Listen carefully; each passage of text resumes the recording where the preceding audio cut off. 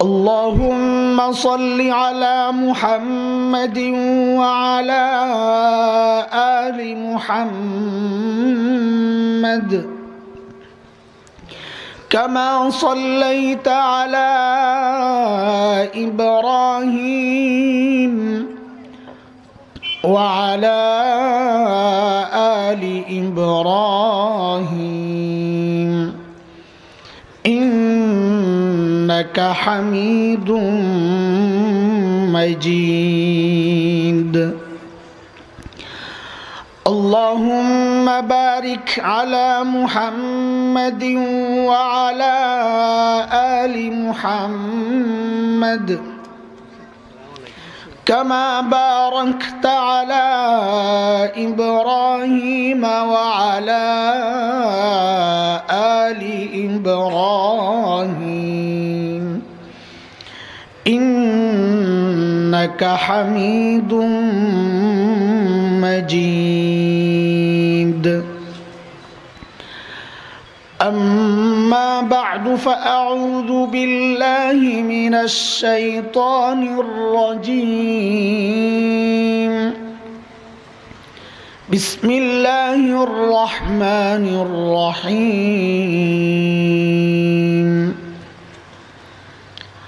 ويل للمطففين الذين إذا اكتالوا على الناس يستوفون وإذا كالوهم أو وزنوهم ليخسرون.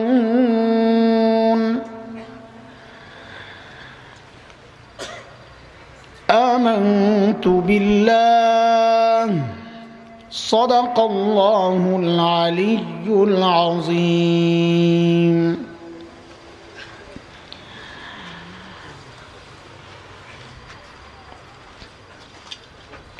দুর্লভপুর শাহী ঈদগাহ ময়দান, দুর্লভপুর এলাকাবাসী ও United club Durlabhpur এর উদ্যোগে আয়োজিত আজকের এই মুবারক মাহফিলের সম্মানিত সভাপতি, উপস্থিত উলামায়ে কেরাম, মুরব্বিয়ানে আইজাম, দূর দূরান্ত থেকে আগত ইসলাম প্রিয় সুধী সমাজ, পর্দার আড়ালের মা ও বোন, আল্লাহ সুবহানাহু ওয়া তাআলার অশেষ মেহেরবানি আর করুণা দয়া, যেই মহান রব লাখো কোটি মানুষ থেকে বাছাই করে জান্নাতের এই বাগানে আমাকে আপনাকে আসার বসার, কিছু কথা বলার ও শোনার তৌফিক দান করেছেন, সেজন্য মহান রবের শুকরিয়া আদায় করি। জবান খুলে প্রাণ খুলে কালিমাতুশ শুকর উচ্চারণ করি আলহামদুলিল্লাহ। মুহতারাম হাজরিন, ঘোষক এবং সঞ্চালকের জবানে আপনারা শুনেছেন আমার জন্য একটা আলোচ্য বিষয় নির্ধারণ করা হয়েছে। লেনদেন, ইনসাফ, সমতা, সূরা ততফিফ এর আলোকে। এই জন্য আমি সূরা মুতাফফিফিনের 2-3টা আয়াত তিলাওয়াত করেছি। পুরা সূরাটার মধ্যে আল্লাহ সুবহানাহু ওয়া তাআলা শুরুতে লেনদেন সম্পর্কে আলোচনা করলেও কিছু পর গিয়ে নেককারদের হালত কেমন হবে, আখিরাত কেমন হবে, বদকারদের আখিরাত কেমন হবে, এই সম্পর্কে লম্বা আলোচনা করেছেন। শেষ পর্যন্ত এই আলোচনা দিয়েই রব এই সূরা শেষ করেছেন। লেনদেনের বিষয়টা সূরার শুরুতে অল্প কয়েকটা আয়াত। সূরার নাম সূরা ততফিফ। কেউ কেউ বলেছেন সূরাটা মক্কি সূরা। মক্কি আর মাদানী সূরা এর পরিচয় সংক্ষেপ আমাদের জানা থাকলে ভালো। হিজরতের আগে, আল্লাহর নবী সাল্লাল্লাহু আলাইহি ওয়াসাল্লামের হিজরতের আগে যে সমস্ত সূরা নাজিল হয়েছে এগুলোকে বলা হয় মক্কি সূরা। আর হিজরতের পরে যে সমস্ত সূরা বা আয়াত নাজিল হয়েছে এগুলোকে বলা হয় মদনী সূরা বা মদনী আয়াত। সেই দৃষ্টিকোণ থেকে কেউ কেউ বলেন এই সূরাটা মক্কি সূরা, আবার কেউ কেউ বলেছেন না মাদানী সূরা, হিজরতের পরে নাজিল হয়েছে। সমাধান দিতে গিয়ে আবার দুই রকমের মতামত আসছে। কেউ বলেছেন কিছু অংশ মক্কায় নাজিল হয়েছে, কিছু অংশ মদিনায় নাজিল হয়েছে। আবার এই জন্যে কেউ মক্কি বলেন, কেউ মদনী বলেন। আবার এইভাবেও সমাধান আসছে যে আল্লাহ রসুল যখন হিজরত করেন, হিজরতের রাস্তার মধ্যে এই সূরা নাজিল হয়েছে। তো কেউ ভেবেছেন মক্কি, কেউ ভেবেছেন মদনী। যাই হোক, মক্কি আর মদনীর প্রসঙ্গ এই জন্যে আনা যে মক্কি সূরা আর মদনী সূরার কিছু বৈশিষ্ট্য আছে। এই সূরাটার মধ্যে উভয় বৈশিষ্ট্যের আয়াত আছে, এই জন্যে সন্দেহটা। মক্কি সূরার বৈশিষ্ট্য হচ্ছে সেখানে আযাব, জান্নাত, জাহান্নাম এইসবের আলোচনা, আর মদনী সূরার মধ্যে আহকাম, বিধান, বিধিবিধান, হারাম হালাল এগুলোর আলোচনা। এই সূরার মধ্যে উভয়টা থাকায় সন্দেহটা জেগেছে। যাই হোক, শুরুতেই রব্বে করিম এই সূরার শুরুতেই লেনদেন সম্পর্কে বলেছেন। বিখ্যাত মুফাসসির মুহাদ্দিস ইমাম সুদ্দি রহমতুল্লাহ আলাইহি বলেন, সূরাটা আবু জুহাইনা নামক এক ব্যক্তি সম্পর্কে নাজিল হয়েছে, যে ব্যক্তির কাছে দুইটা পাল্লা ছিল, দুইটা পাল্লা। এক পাল্লা দিয়ে নিজে গ্রহণ করত যখন গ্রহণ করত, আরেক পাল্লা দিয়ে নিজে যখন দিত তখন মাপত। মাপের মধ্যে কারসাজি ছিল। যেই পাল্লা দিয়ে নিজে গ্রহণ করত ওই পাল্লার মধ্যে এমন একটা অবস্থা করে রেখেছিল যে মাল তার কাছে বেশি আসবে। আর যেই পাল্লা দিয়ে মেপে দিত নিজে, ওইটার মধ্যে ওই রকম সিস্টেম ছিল যে মাল কম দিলেও দেখা যাবে যে সমান সমান। এখনকার বিক্রেতারা এই কাজগুলো করে, পাল্লার নিচে দিয়া চুম্বক লাগায় রাখে। আপনারা জানেন না, শহরে বাটপার অধ্যুষিত এলাকা, যে সমস্ত এলাকায় বড় বাটপাররা ঘুরে, কিছু এলাকা আছে ঢাকা শহরে বিশেষ করে। তিন বন্ধু বিমানে করে ঘুরতেছে, সারা দুনিয়া ঘুরবে।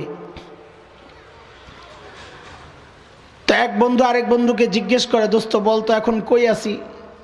এখন মনে হয় আমরা ইউরোপ বা জাপানের কোনো এলাকার উপর দিয়া চলতেছি। কই কেমনে বুঝলি? বলে আমার শরীরে খুব ঠান্ডা লাগতেছে, ওই এলাকায় খুব শীত ঠান্ডা, এমনি বুঝছি। তো আরেক বন্ধুকে জিজ্ঞেস করে, দোস্ত তুই বলতো এখন কই আছি আমরা? কিছুক্ষণ পর আমরা এখন আরব কান্ট্রির কোথাও আছি।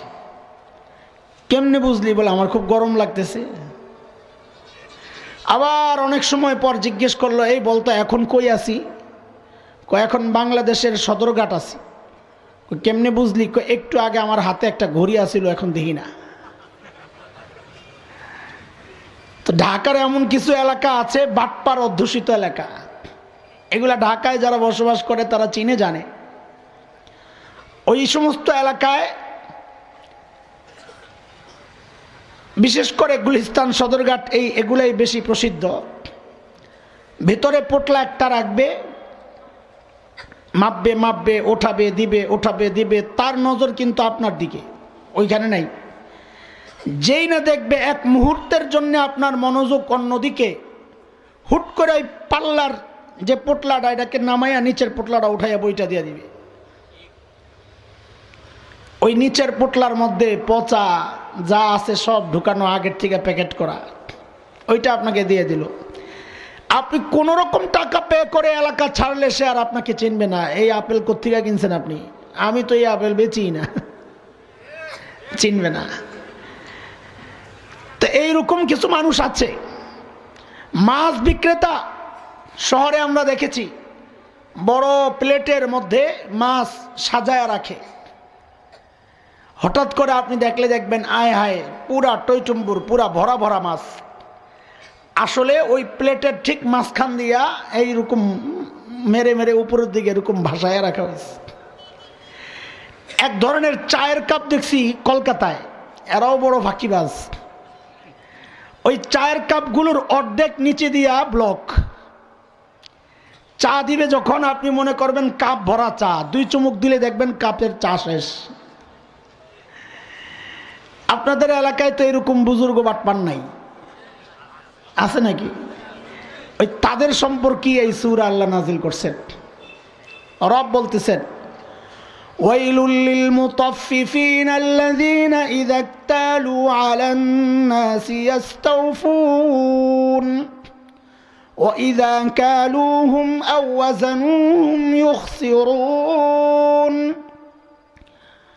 হ্যাঁ, ওয়াইল চরম দুর্ভোগ আর চরম কঠিন শাস্তি তাদের জন্যে যারা মুতাফফিফ, যারা মাপে কম দেয়।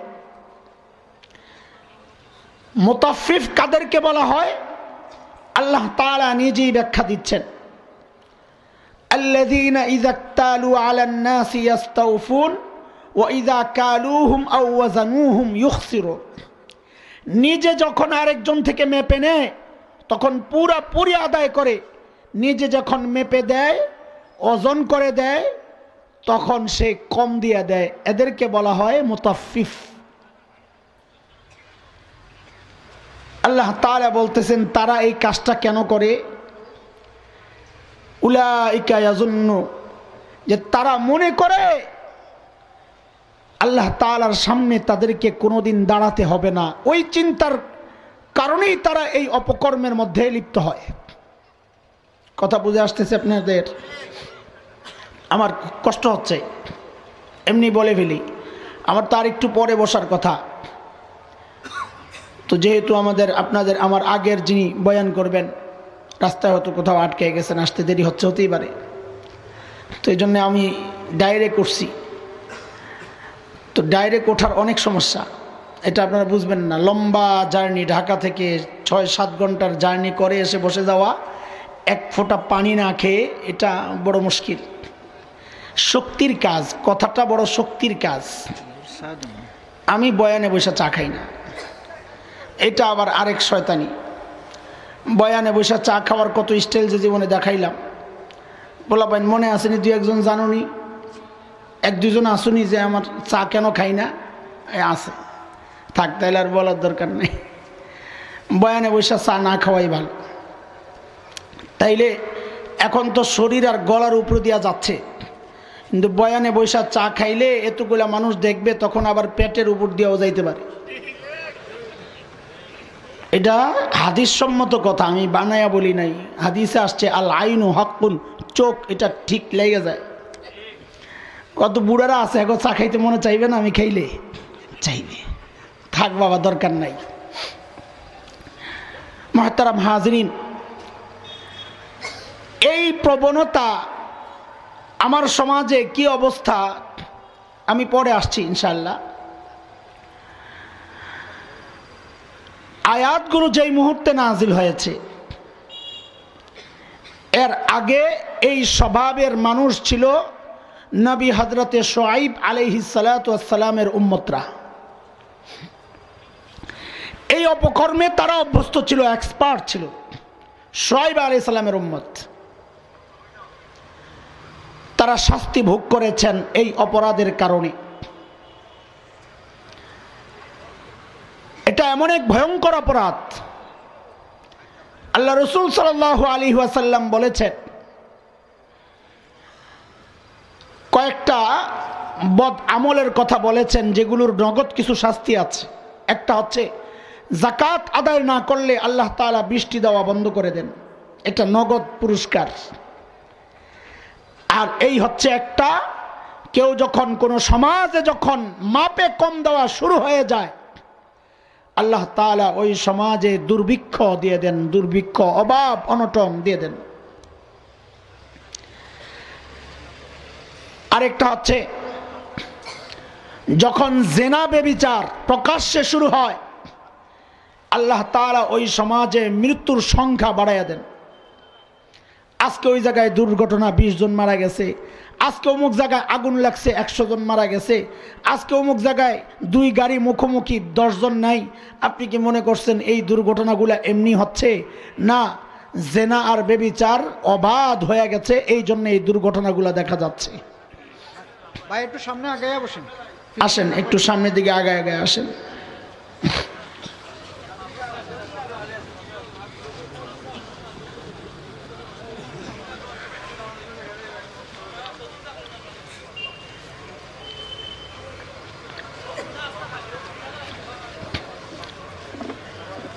সাল্লাল্লাহু আলাইহি ওয়াসাল্লাম।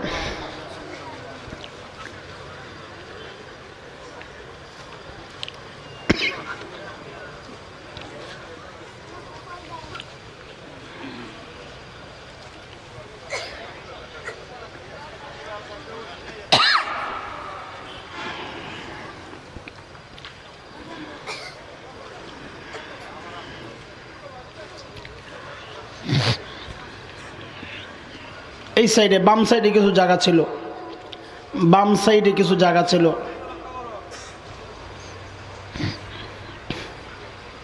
অনেক জায়গা এখানে, এই যে বাম সাইডে। ওই দিক দিয়ে ঢোকার কোনো ব্যবস্থা নাই না, এদিক দিয়ে ঢোকার ব্যবস্থা নাই, তাহলে ওদিক দিয়ে ঢোকা এদিক দিয়ে নিয়ে আসা যাইত। আচ্ছা আস্তে আস্তে আগায় যান আপনারা, এদিকে চাইপা গেলে এই মানুষগুলো আসতে পারে। ওনারা চিন্তা করতেছে আমরা এত আগে আসছি, আমরা ওদিকে যাব কেন, হুজুরের চেহারা দেখা যায় না। ঠিকই আছে, আগে আসলে আগে বসছে। আচ্ছা আলহামদুলিল্লাহ। এরপরও জায়গা না হইলে আশেপাশে দাঁড়াইয়া থাকবে, আর যার মনে চায় আস্তে আস্তে আস্তে আস্তে ডিঙ্গাইয়া এই মাথায় চলে আসবে।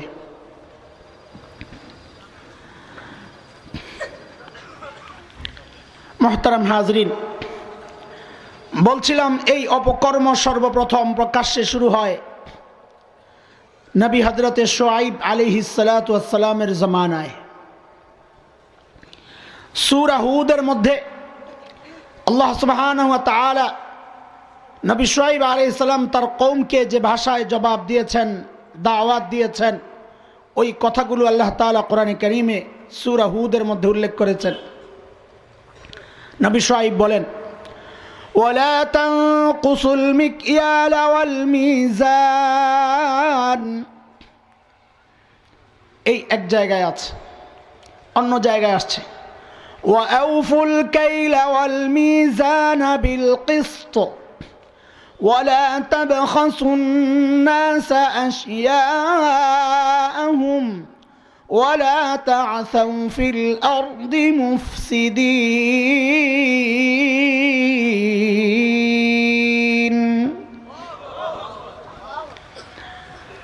এক জায়গায় বলেছেন ওয়ালা তানকুসুল মিকিয়াল ওয়াল মিজান ইন্নী আরাকুম বিখাইর ওয়া ইন্নী আখাফু আলাইকুম আযাব ইয়াউমিন মুহিত। নবীর কি চমৎকার দাওয়াত। ওয়ালা তানকুসুল মিকিয়াল ওয়াল মিজান। মিকিয়াল হচ্ছে, এখন তো এই সিস্টেমগুলো নাই, বাকি আপনাদের মনে থাকবে, মনে থাকার কথা, এক সময় এইরকম ভাণ্ড দিয়ে মাইপা দিত। আমাদের দেশে ধান চাল, আপনাদের এলাকায় আছে কিনা, এইরকম বড় মাপ বোঝা যায়, পুরাপুরি সমান সমান 1 পাল্লা 2 পাল্লা, এরকম ভাণ্ড দিয়ে মাইপা দেওয়ার এই সিস্টেম কি এলাকায় আছে? মিকিয়াল হচ্ছে ওই সিস্টেমে মাপা, পরিমাপক যন্ত্র দিয়ে মাপা। আরেকটা হচ্ছে মিজান, ওজন করে মাপা। হযরত নবী শুআইব আলাইহিস সালাম বলছেন ওয়ালা তানকুসুল মিকিয়াল ওয়াল মিজান। এ আমার উম্মত, খবরদার মাপার ক্ষেত্রে, ওজনের ক্ষেত্রে কম দিও না, কম দিও না। তিনি 2টা নসিহা করেছেন। 1 নাম্বার, ইন্নী আরাকুম বিখাইর, আমি তোমাদের মধ্যে খাইর চাই, ভালো চাই।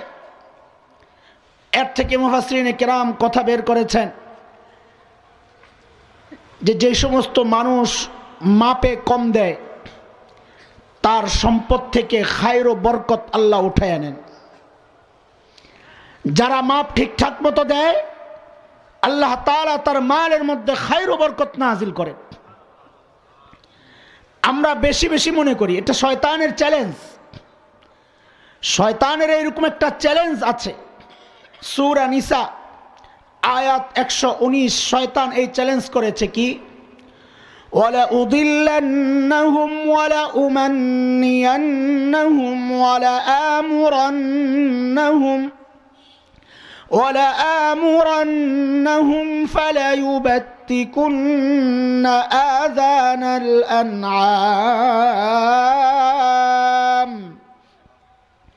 وَلَآمُرَنَّهُمْ فَلَيُغَيِّرُنَّ خَلْقَ اللَّهِ وَمَنْ يَتَّخِذِ الشَّيْطَانَ وَلِيًّا مِّن دُونِ اللَّهِ فَقَدْ خَسِرَ خُسْرَانًا মুবিনা। মুহতারাম হাজরিন, শয়তানের চ্যালেঞ্জ, কয়েকটা অপকর্মের চ্যালেঞ্জ সে করেছে আল্লাহকে। আল্লাহ আপনার বান্দাদেরকে 1 নাম্বার ওয়ালা উদিল্লান্নাহুম, আমি আপনার বান্দাদেরকে পথভ্রষ্ট করব 1 নাম্বার। 2 নম্বর কথা ওয়ালা উমান্নিয়ান্নাহুম, আমি আপনার বান্দাদেরকে আশাবাদী করে করে ধোকায় ফেলব। মাপে কম দাও, বড় লোক হয়ে যাবা, সুদ খাও ঘুষ খাও বড় লোক হয়ে যাবা, এই লোভ দেখায় দেখাইয়া আমি আপনার বান্দাদেরকে অপকর্মের মধ্যে জড়াইয়া দিব। আর আল্লাহ ওয়াদা করতেছেন, শয়তান তোর এই অপকর্মের মধ্যে যারা পা দিবে ফেসে যাবে, আমি আল্লাহ ওয়াদা করতেছি আমার ওই বান্দা ক্ষতির মধ্যে পড়ে যাবে। এটাই নবীর বক্তব্য, ইন্নী আরাকুম বিখাইর, আমি তোমাদের ভালো চাই, খায়র ও বরকতের আশা করি। ও আমার উম্মত, খায়র ও বরকত কখন আসবে? যখন তোমরা মাপে কম দিবে না, ওজনে কম দিবে না, তখন খায়র ও বরকত আসবে। আর মাপে আর ওজনে কম দিলে খায়র ও বরকত আল্লাহ তাআলা উঠায়া নেবেন। নাউজুবিল্লাহ। খায়র ও বরকত বুঝেন? খায়র ও বরকত বুঝেন? বুঝেন। এই যে আমরা মৌলবি করে দেখেন না আপনারা, দেখছেন স্বাস্থ্য আমার কম মোটামুটি, আলহামদুলিল্লাহ। আমাদের অনেক ভাই আছে খালি এই কথাই বলে, হুজুররা খালি খায়, খালি খায়, আছে না? কথা বলে না? আছে? হুজুররা খালি খায় খায়, এই কথাটা পুরোপুরি ঠিক না। হুজুররা খালি খানা পায় আর পায়, পায় আর পায়, খায় কি খায় না এটা পড়ে। প্রতিদিন আল্লাহ তাআলা যেই খাবার এই চোখ দিয়ে দেখায়, এই জায়গায় মনে হয় 80% মানুষ আছেন যারা 1 মাসেও এত খাবার এত আইটেম একসাথে দেখেন না। এটার নাম হচ্ছে খায়র ও বরকত। একজন আলিম, একজন হাফিজে কোরআন মক্তবে পড়ায়, হেফজখানায় পড়ায়, 3000, 4000, 5000 টাকা মাইনে পায়। ভালো প্রতিষ্ঠান হলে 10,000 টাকা মাইনে পায়। সুবহানাল্লাহ। বাড়িতে যখন যায়, স্ত্রীর মুখের দিকে তাকাইলে যেই প্রশান্তির হাসি বিনিময় হয়, ও লাখ টাকা কামানেওয়ালা, ওই শান্তি তুমি পাইবা কই? বউ একদিকে ফেরত, জামাই আরেক দিকে ঘুমাইতেছে, দুইজন দুই দিকে নাকটাই না, আসলে ঘুমায় না, হইয়া হইয়া চিন্তা করে। জামাই কতক্ষণ পরে উঠা সিগারেট একটা ধরায় আর হাঁটে এই মাথার থেকে ওই মাথায়, শান্তি নাই, মাথায় গরম, কামায় কিন্তু 5 লাখ। এই সমাজে ওইরকম মানুষ তো নাই আপনার এলাকায়। জামাই যায় এক হুজুরের কাছে, হুজুর তাবিজ একটা লাগবে, বউ যায় আরেক হুজুরের কাছে, হুজুর তাবিজ একটা লাগবে, ঘরে শান্তি নাই। অথচ আমাদের ওই মক্তবের হুজুরের কাছে যায়, শোনো, তাদের তাবিজ লাগে না, আলহামদুলিল্লাহ। ওই তাবিজ একবার বানছে, সেটা হচ্ছে তাকওয়ার তাবিজ, আল্লাহর উপর তাওয়াক্কুল আর ভরসার তাবিজ। ওই তাবিজ একবার দিলের মধ্যে বাইন্ধা ফেলছে, এখন আর তার শান্তির জন্য তাবিজ লাগে না, শুইলেই ঘুম। আলহামদুলিল্লাহ। এর নাম খায়র ও বরকত। সিএনজিওয়ালারে ডাক দিয়ে জিজ্ঞেস করছি, কিরে ভাই ইনকাম কেমন? হুজুর খুব ভালো। ডেলি কত কামাইতে পারো? আলহামদুলিল্লাহ হুজুর 1000 খানিক কামান যায়। হুজুর একটু সমস্যা কি, 900 টাকা ডেলি কিস্তি দেওয়া লাগে। কামাই কত? কথা কয় না, আপনারা বুঝেন নাই আমার কথাটা। কামাই কত? কিস্তি দেয় কত? থাকে কত? কামাই কইলাম 1000। কামাই 1000। আমার ওই মক্তবের মৌলবী কামাই 1000। 100 প্রতিদিন হিসাবে 3000 হইলে প্রতিদিন 100। মাস শেষে জিজ্ঞেস করেন মাথায় ঋণ কত? আল্লাহ আলহামদুলিল্লাহ ঋণ টিন নাই, কিছু টাকা বাঁচাইয়া আস্তে আস্তে জমাইতেছি। আল্লাহু আকবার। শান্তি আর শান্তি। তোমার রোগের কারণে তুমি খাইতে পারো না, সামনে খাবার আছে খাইতে পারো না, খাবার দেখলেই আরে আল্লাহ কাইপা ওঠে, খাওয়া যাবে না। কি সমস্যা? হার্টে প্রবলেম। 2 বার হয়েছে হুজুর সার্জারি। ডায়াবেটিস খুব। সকালবেলা অলসে নামাজ পড়ে না, ঘুমায় থাকে। আল্লাহকে তুই হুইয়া থাকবি, ডাক্তারে কয় সকালবেলা আডো, এখন ঘুমো শেষ, সকালে চক্কর মারে। আছে কিনা? দোস্ত, এর নাম হইল বরকত। দ্বীনের উপর যারা চলে, আল্লাহ তাআলা বলেছেন আলা বিযিকরিল্লাহি তাতমাইন্নুল কুলুব। অন্তরের প্রশান্তি তো আল্লাহর জিকির দ্বারাই হয়। আল্লাহর জিকির মানে জিকির করলেও অন্তর প্রশান্ত হয়, কোরআনের তিলাওয়াত করলেও অন্তর প্রশান্ত হয়। আবার আল্লাহর কথা স্মরণ করে দ্বীনের উপর চললেও অন্তর প্রশান্ত থাকে। খায়র বরকত একে বলে। বাটপারি আর ধোকা দিয়া মানুষকে ঠকায়া কামাই তো কামাই করছে, অথচ ভিতরে কলিজার মধ্যে দাউ দাউ করে আগুন জ্বলতেছে, শান্তি নাই। হ্যাঁ, এই জন্যে যারা দুনিয়াদার তাদের তুলনা করা হয়েছে নিকৃষ্ট জানোয়ার কুকুরের সাথে। বড়রা তুলনা করেছেন, কুকুরের সাথে তুলনা করেছে। আর আল্লাহ তাআলা তুলনা করেছেন পানির সাথে। কার সাথে? কথা বলেন না আপনারা। আল্লাহ দুনিয়ার তুলনা করছেন কার সাথে? কার সাথে? পানির সাথে। সূরা কাহাফ আয়াত নাম্বার 45, 15 নম্বর পারার 17 নম্বর পৃষ্ঠার 9 নম্বর লাইন। আল্লাহ তুলনা করছেন পানির সাথে দুনিয়াকে। اضرب لهم مثل الحياة الدنيا كماء أنزلناه من السماء فاختلط به الآية। আল্লাহ বলতেছেন বান্দা দুনিয়া হচ্ছে পানির মতো। পানির মতো মানে বলে পানির যেই বৈশিষ্ট্য দুনিয়ার একই বৈশিষ্ট্য। পানির কি বৈশিষ্ট্য? পানি অত্যন্ত জরুরি জিনিস, পানি খাওয়া ছাড়া কেউ বাঁচে? কথা বলেন তো। পানির অপর নাম কি? জীবন। কিন্তু আপনাদের এলাকায় তো বন্যা হয় না। ওই যে এবার সুনামগঞ্জে হয়েছিল গত বছর, বন্যার পানি উঠতে উঠতে বাড়ি ঘরে যখন হাঁটু সমান পানি হয়ে যায়, তখনও কি পানি জরুরি? কি কথা বলে না? গজব, বিপদ। অথচ এই পানিকে আপনারাই বললেন জরুরত, আর এখন আবার বলতেছেন গজব, বিপদ। আচ্ছা বলেন, পানি যদি হাঁটু থেকে কোমর পর্যন্ত ওঠে বিপদ বাড়ে না কমে? গলা সমান উঠলে বাড়ে না কমে? মাথার উপরে গেলে বাড়ে না কমে? শুরুতে ছিল জরুরত, আর এখন কয় যত বাড়ে তত বিপদ বাড়ে। আল্লাহ বলতেছেন এ বান্দা, ঠিক দুনিয়ার একই হালাত, টাকা পয়সা মাল সম্পদের একই হালাত। এটা অত্যন্ত জরুরি। টাকা না হলে তুমি খাবা কি দিয়া?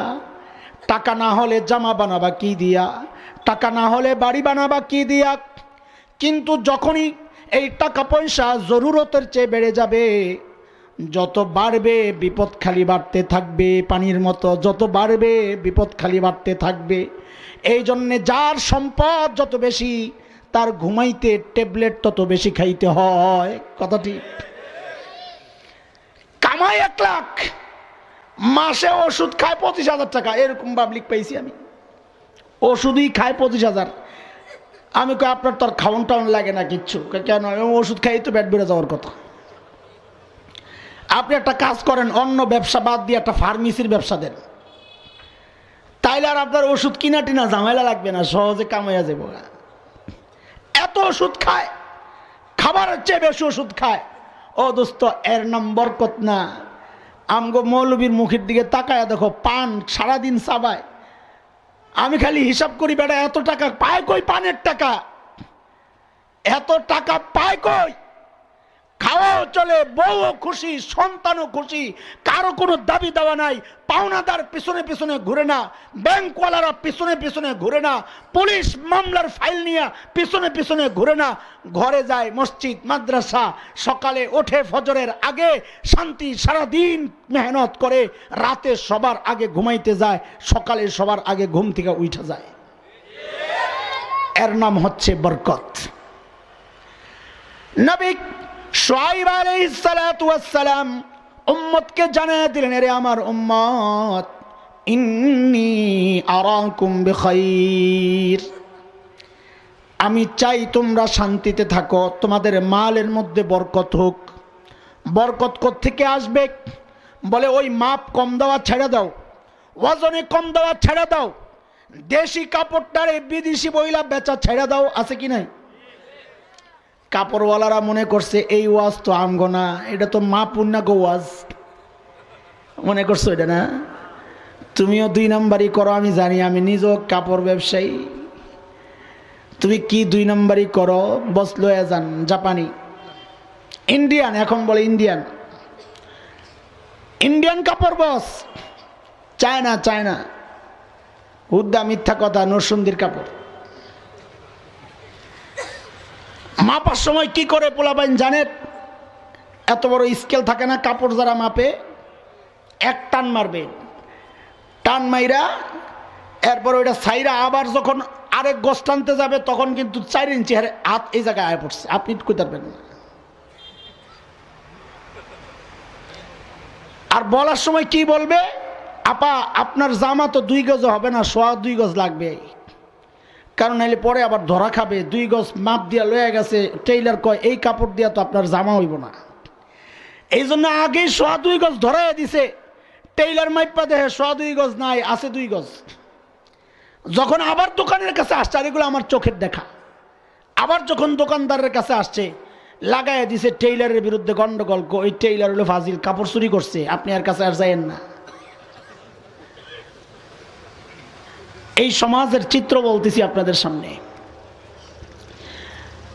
দোকানে কিনতে যাবেন তরকারি, সারাক্ষণ তরকারিওয়ালার নজর থাকবে, কোনটা পছন্দ ধরেছে ওইটারে আগে ঢুকাও। ফল ফলাদি কিনতে যাবেন, ওই তার নজরটাই থাকে কোনটার মধ্যে একটু দাগ পড়ছে, কোন রকম ওইটা ঢুকাইতে পারলে, স্যার এটা এটা মিষ্টি বেশি হবে, বুঝলেন না, আপনার ভালো মনে করে দিলাম, আপনি খারাপ মনে করলেন। কথা ঠিক। হযরতে শুআয়ব আলাইহিস সালাম তার উম্মতের কাছে এই দাওয়াত দিবেন, ইন্নী আরাকুম বিখাইর, যদি এই অপকর্মে জড়ায় যাও আল্লাহ খায়ের ও বরকত উঠায় নেবেন। আর আমার নবী বলেছেন, দুর্ভোগ আসবে, দুর্ভিক্ষ আসবে, অভাব অনটন দেখা দিবে সমাজ। আজকের এই সমাজে হাই হাই হাই হাই, এই হাই হাই অবস্থার অন্যতম একটা কারণ হচ্ছে দেশের ব্যবসায়ী যারা আছে, সমাজ, বিশাল সমাজ, রিক্সা চালায়া চালায়া সারা দিন শরীরের ঘামগুলো ফেলে ফেলে যেই মানুষটা 2 পয়সা রোজগার করলো, ওই মানুষ যখন তোমার কাছে চাল কিনতে যায়, আহারে তুমি আস্তে করে তার একটু চাল কমায়া দিচ্ছ, আহ কত বড় জুলুম তার উপর করা হয়েছে, কত বড় জুলুম। হযরতে শুআয়ব আলাইহিস সালাম কওমকে এক দাওয়াত দিলেন, ইন্নী আরাকুম বিখাইর, খায়ের ও বরকত উঠে যাবে এই অপকর্মে জড়ায়া গেলে। 2 নাম্বার বললেন, ওয়া ইন্নী আখাফু আলাইকুম আযাব ইয়াউমিন মুহীত, আমার আশঙ্কা আখিরাতের ওই আযাবের যে আযাব দ্বারা তোমরা বেষ্টিত হবা, আল্লাহ ওই খেয়ানতের মালকে গলায় ঝুলিয়ে দিবেন আল্লাহ তাআলা। যতটুকু খেয়ানত করেছেন গলায় ঝুলিয়ে দিবে। আপনার নেক আমলগুলো, যার মাল আপনি কম দিলেন, আল্লাহ নেক আমলগুলো তাকে দিয়ে দিবে। নাও হিসাব মিলাও আগে।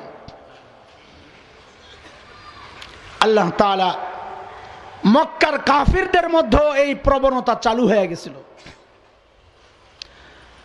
আমার মাঝে মধ্যে আমি যখন কোরআনে পূর্বের উম্মতদের আযাবগুলো পড়ি, আযাবের কারণগুলো পড়ি, তখন আমি নিশ্চিত হই বিষয়টা আপনাদেরকেও বলি।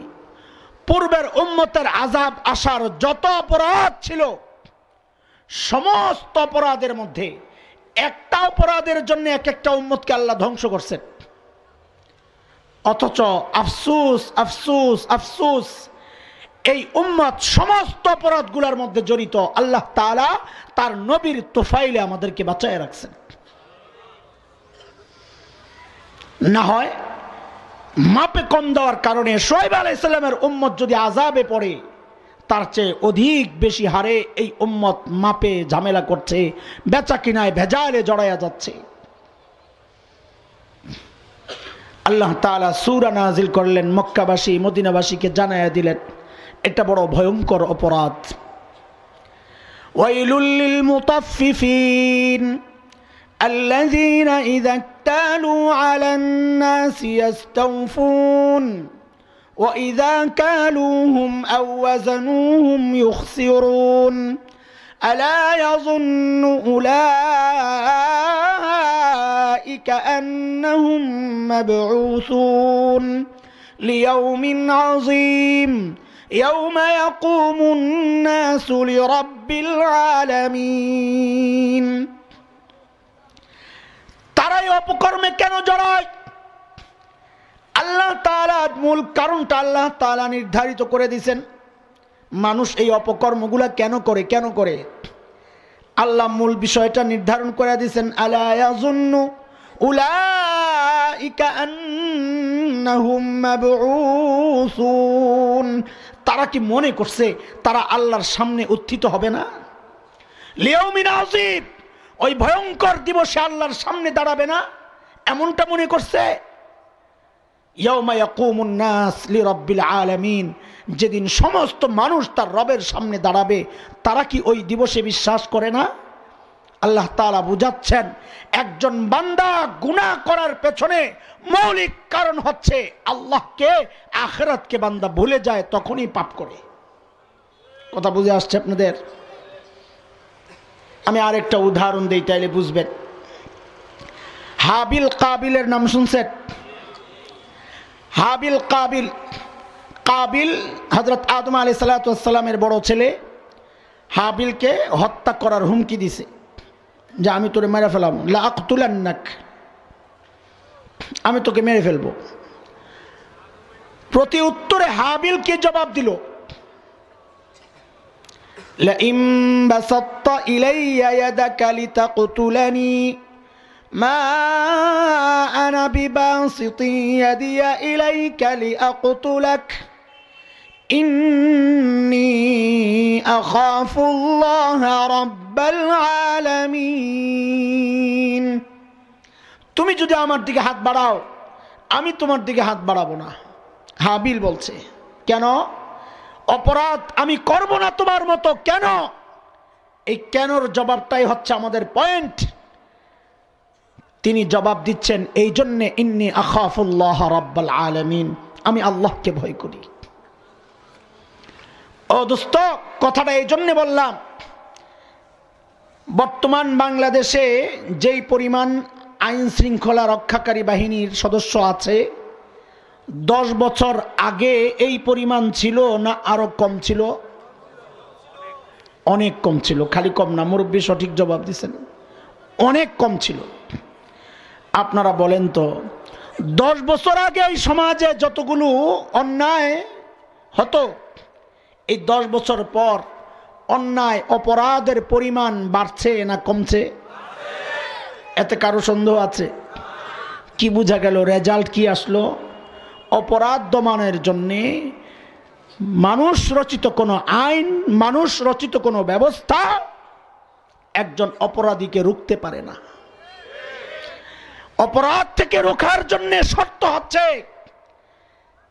নৈতিক শিক্ষা লাগবে, মানুষকে ঈমান আর দ্বীন শরিয়া শিখাইতে হবে। মানুষের মধ্যে আল্লাহ ভীতি না থাকলে ওই মানুষকে ঠেকানোর জন্যে, তার অপরাধ থেকে তাকে আটকানোর জন্যে দুনিয়ার কোনো কানুন যথেষ্ট নয়। সে সুযোগ পাইলেই অপরাধ করবে। আর একজন মানুষ যখন আল্লাহকে ভয় পায়, রোজাদার বন্ধ ঘর, কেউ নাই, প্রচন্ড গরম, প্রাণটা বের হয়ে যাচ্ছে, পিপাসায় অস্থির, ফ্রিজে ঠান্ডা পানি চাইলেই খাইতে পারে, দুনিয়ার কেউ দেখবে না। তাও একজন রোজাদার যদি বাটপারও হয়, সেও যদি রোজা রাখে, বাটপার অপরাধী সেও যদি রোজা রাখে, ওই বদ্ধ ঘরের মধ্যে সেও কিন্তু ফ্রিজ থেকে ঠান্ডা পানি খাবে না। কারণ কি? তার দিলের মধ্যে ওই অনুভূতি কাজ করছে, কেউ না দেখলেও যে আল্লাহকে খুশি করার জন্য আমি রোজা রাখছি, ওই আল্লাহ আমাকে দেখতেছেন। ও দোস্ত, এই জন্য আমরা বলি, এই কথাটা একটা কারণে কথাটা এই পর্যন্ত আনলাম, পরে বলবো। এই জন্য আমরা বলি আইন শৃঙ্খলা রক্ষাকারী বাহিনী বাড়ান, জরুরত লাগলে বাড়ান, কানুন আরো শক্তিশালী করেন, কিন্তু একটা কথা হলফ করে আমরা বলে যাই, এই আইন আর কানুন আর এই সদস্য বাড়ানোর দিয়া বাংলাদেশের জমিন থেকে অপরাধকে শেষ করা যাবে না।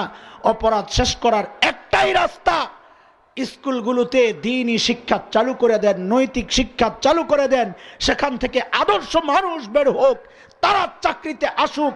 ইনশাআল্লাহ আইন শৃঙ্খলা রক্ষাকারী লাগবে না, আল্লাহ ভীরু মানুষ অপরাধ করতে পারে না।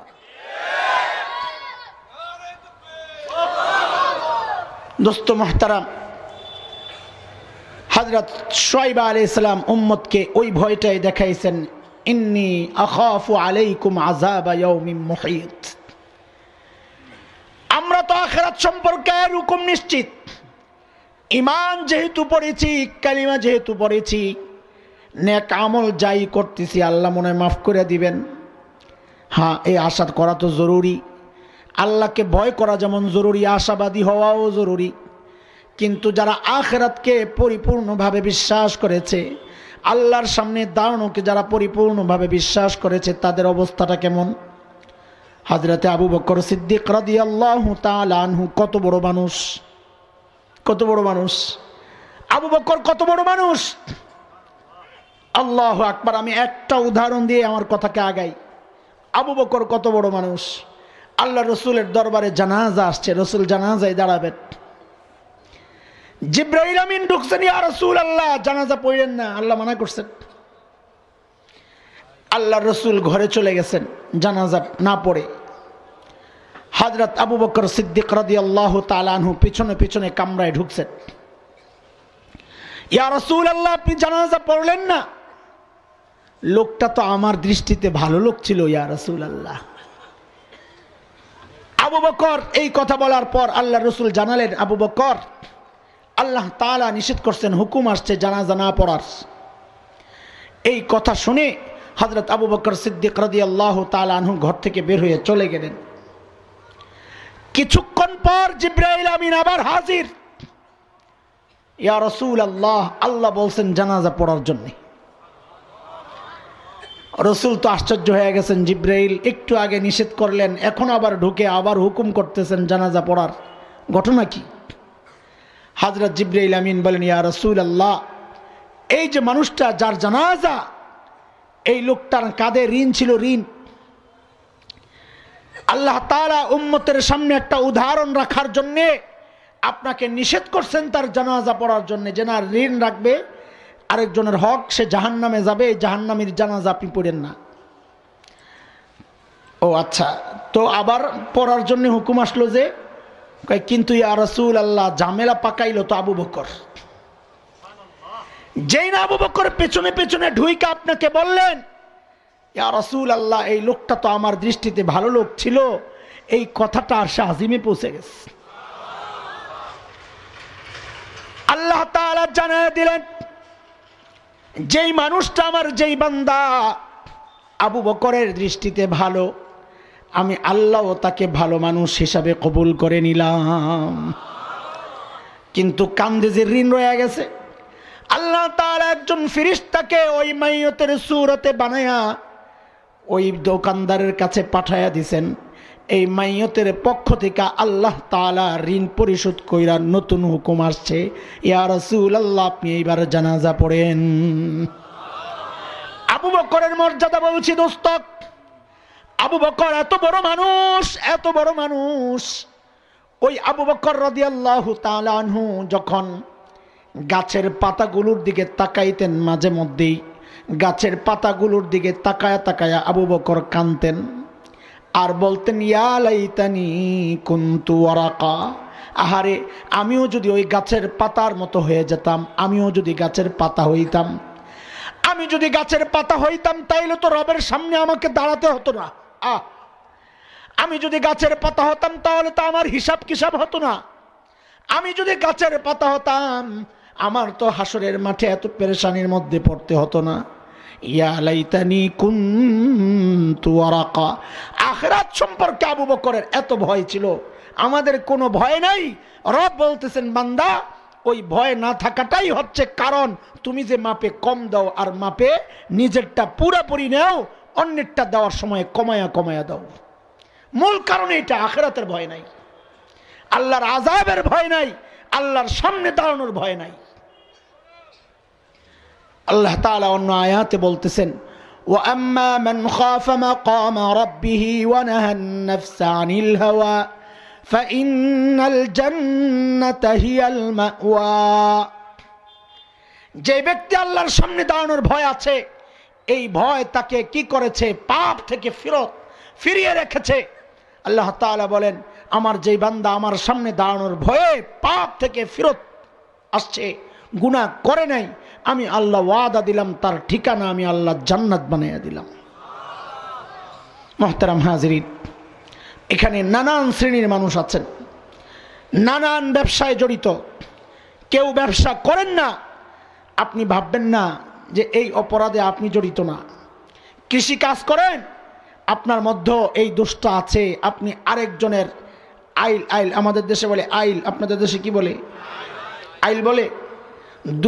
দুই জমিনের মাঝখানের যে বাউন্ডারি, আইল আসলে আরবি শব্দ, এটা কে কি বলে না বলে সেটা পড়ে, শব্দটা আরবি। হায়েল, আরবি হইল হায়েল, দুইটার মাঝখানে যেটা হায়েল হয়, বাধা হয়, আমরা বাংলায় এটারে বানাইছি আইল, ওই আরবিটারে একটু বিকৃত করে আইল বানাইছি। এই আইল ঠেলা পাবলিকও আছে যারা কৃষি কাজ করে, আছে কি নাই? বাড়ি যখন বানায় খুব খেয়াল করে অন্য বাড়িওয়ালা টয়লেটটা কোন জায়গায় দিছে। যেই নিজের ঘরের আশেপাশে যদি টয়লেট দেয়, লাইগা যায় কাইজা যে টয়লেট দেওয়ার আর জায়গা পাইলে না, আমার বাড়ির সামনে গন্ধ আসবে না। ঠিক নিজে যখন আবার বাড়ি বানায় তখন খালি চিন্তা করে টয়লেটটা আরেক বাড়ির কত কাছাকাছি নিয়ে করা যায়। কথা ঠিক কিনা? কথা ঠিক। আপনি মনে করেন আপনি ব্যবসা করেন না বইলা এই অপরাধে আপনি জড়িত না। না, আমি একটা একটা করে দেখাইতেছি, শুনেন। বাসের মধ্যে উঠছে যৌথ জয়েন্ট সিট, এখন তো আলাদা আলাদা সিট থাকে, মাঝখানে এরকম হাতল থাকে, বিমানের মধ্যেও এরকম হাতল থাকে, ওই হাতলও দখল করে লায়, এরকম পাবলিকও আছে। ওই বাসের মধ্যে যখন বসে, অথবা পাবলিক যে সমস্ত সার্ভিসগুলো আছে, অটো আছে, টেম্পু, আপনাদের এলাকায় কি আছে জানি না, লেগুনা, সিএনজি, যখন ৩-৪ জন বসার জায়গাগুলোতে একজন ওঠে, তখন ভাবসাপ, বসার ভাবসাপ এমন যে তিনি ১.৫ সিট বরাদ্দ লইছেন। কয় সিট? কথা ঠিক, কথা বুঝতেছেন না আপনারা?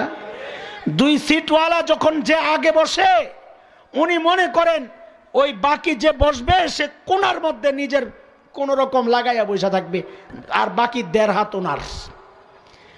আপনিও এই অপরাধে জড়িত, নিজেরটা ১৬ আনা, আরেকজনেরটা ঠুনটুন। আপনি মনে করেন না খালি ব্যবসায়ী করে আল্লাহ কথা বলছে, না। আল্লাহ তাআলা, আমি লাস্ট অন্য দিকে আপনাদেরকে নিয়ে যাব ইনশাআল্লাহ। এটা খালি এই দুনিয়ার মাপ ঝুঁকে না, এই অপরাধ আল্লাহর সাথেও বান্দা করে যাচ্ছে প্রতিনিয়ত প্রতিনিয়ত প্রতিনিয়ত। এই একই অপরাধ নিজেরটা 16 আনা বুঝা নেয়, দেওয়ার কালে ঠকাইতে শুরু করে। আল্লাহ তাদেরকে বলেছেন মুতাফফিফিন। রব জান্নাতি আর জাহান্নামীদের বর্ণনায় বলছেন এই সূরায়, ইয়াউমা ইয়াকুমুন নাসু লিরাব্বিল আলামিন।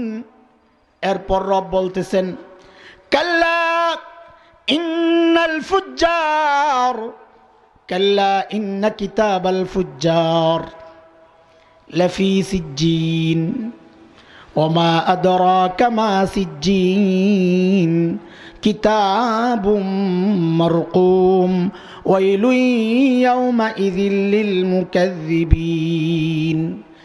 এই মাপে কম দেওয়ার অপরাধে যারা জড়িত, এই বড় অপরাধী অপরাধী, আল্লাহ তাআলা বলছেন ও নবী ইন্না কিতাবাল ফুজ্জার, এই অপরাধীরা আমলনামা আমি কই রাখছি জানেন আপনি? বলে লাফি সিজ্জিন, সিজ্জিনের মধ্যে। মুফাসসিরিনে কেরাম বলেন সিজ্জিন হচ্ছে সাত জমিনের স্তরের নিচে, যেখানে আল্লাহ তাআলা, সিজ্জিন মানে সিজিন, কয়েদখানা, জেলখানা, যেখানে অপরাধীদের রূহগুলো আল্লাহ তাআলা আটক রাখছেন।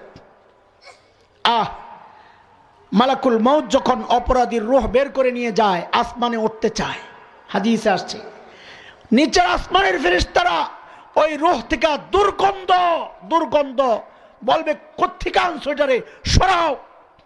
তখন ওখান থেকে এমন ভাবে নিক্ষেপ করা হবে, 7 জমিনের নিচে সিজ্জিন, ওই সিজ্জিনে যায় পুষবে অপরাধীদের রূহ।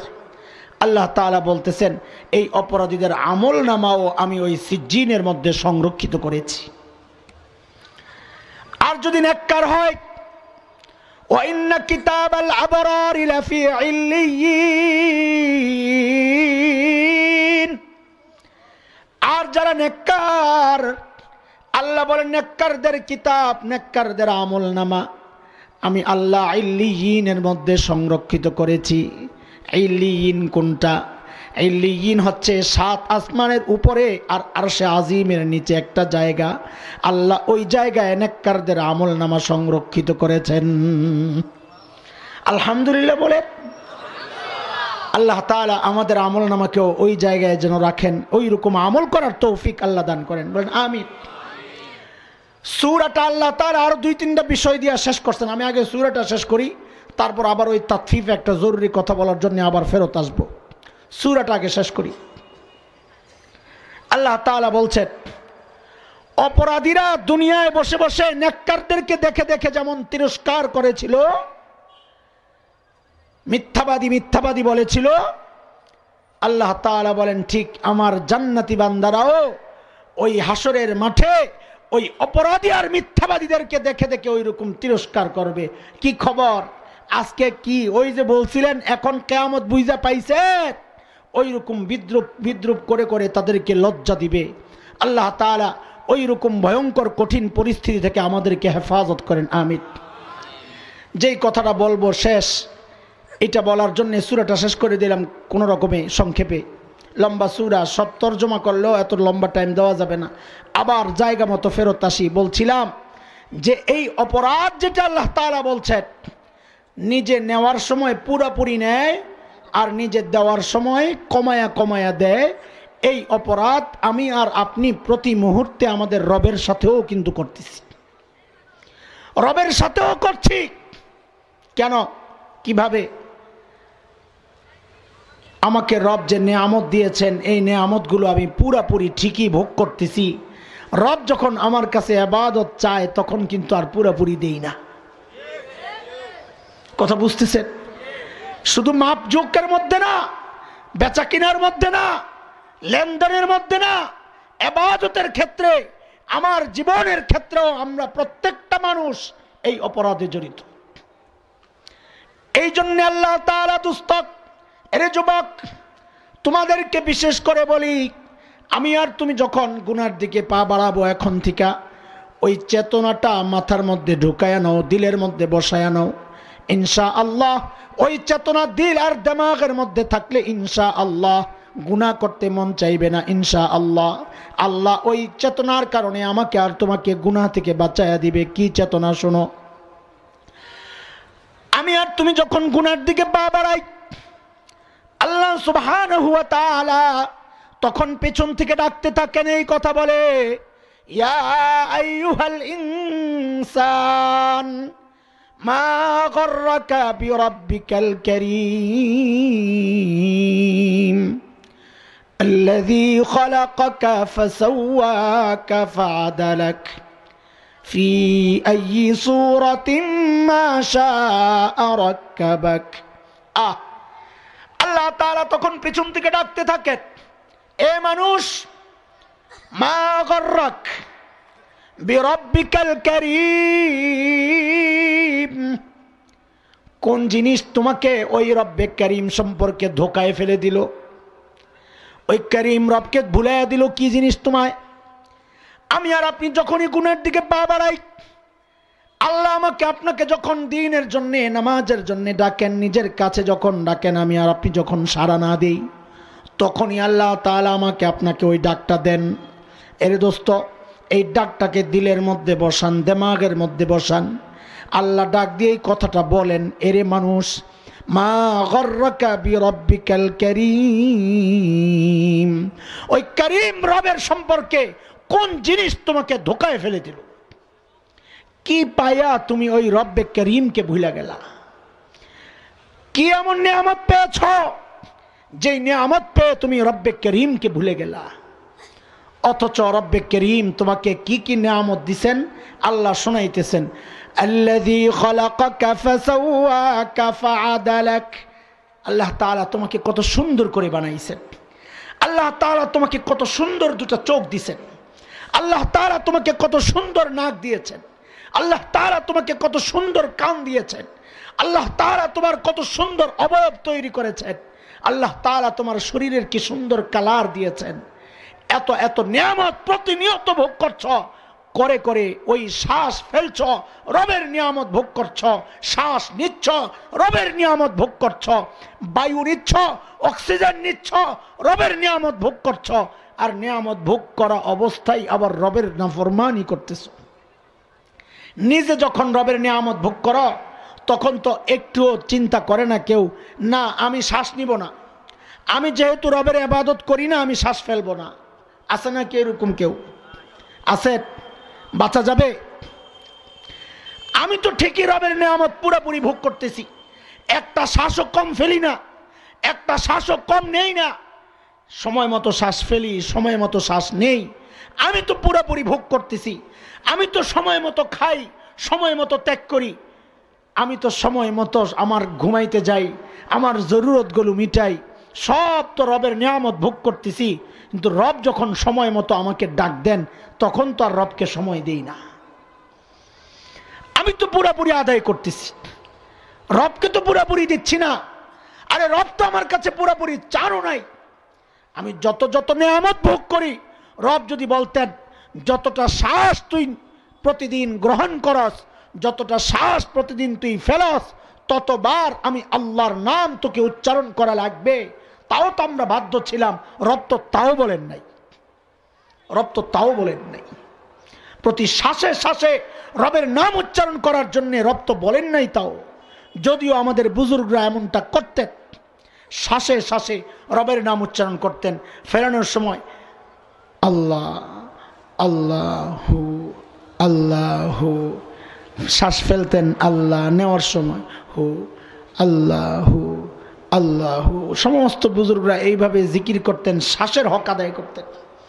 শ্বাস নেওয়ার সময়, শ্বাস ফেলার সময় আল্লাহু আল্লাহু আল্লাহু। ওরে মোহতারাম দোস্ত, আমরা তো রবের নিয়ামতগুলো প্রতিনিয়ত প্রতি মুহূর্তে ভোগ করতেছি, কিন্তু রবকে সময় কখন দিচ্ছি বলেন? হ্যাঁ, রবকে সময় দিচ্ছি না। আমিও তো এই অপরাধে জড়িত। কোন অপরাধ? ওই যে আল্লাহ তাআলা বলছেন, আল্লাযীনা ইযা তালু আলান নাসি ইস্তাওফুন ওয়া ইযা কালুহুম আও ওয়াজানুহুম ইখসিরুন। নিজে যখন মাইপা নেয় পুরোপুরি নেয়, আরেকজনেরটা যখন দেয় তখন আর খবর নাই। স্বামী স্ত্রীর ঝগড়া, আমি বলছি খালি ওই বেচা কেনার মধ্যে এই অপরাধ জড়িত না, আরো অনেক আছে।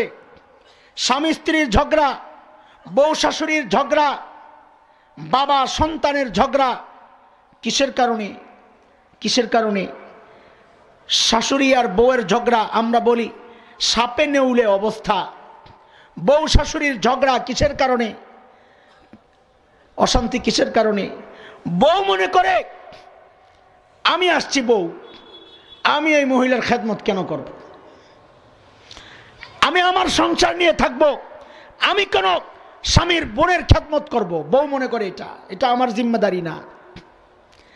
শাশুড়ি মনে করেন উল্টাটা।